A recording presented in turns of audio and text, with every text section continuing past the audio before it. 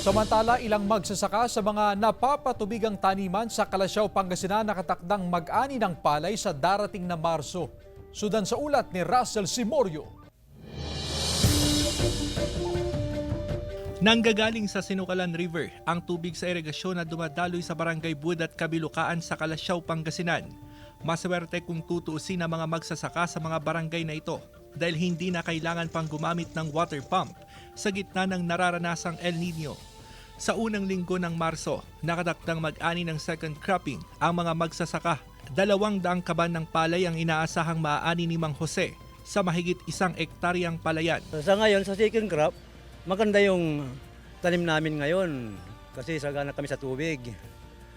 Saka yung pagmatsamban namin, baka masyurtin kami ng presyo ng palay, makakabawi kami. Umaasa ang mga magsasaka sa mataas na buying price ng palay.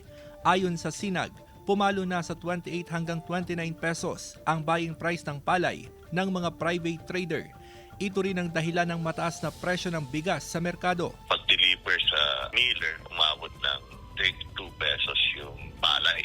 This is equivalent to around 51 and 60 centavos kung magiling na ito sa miller. Mahigit 480,000 na kaban ng palay ang target ng NFA Pangasinan sa Palay Procurement Program ngayong 2024. Pero ngayon pa lang, pahirapan na raw ang pagbili dahil sa mababang presyuhan ng ahensya na nasa 19 pesos per kilo at dagdag na 4 pesos na buffer stock incentive. Nahihirapan po kami bumili kasi mas mataas po ang prices sa mga palay traders.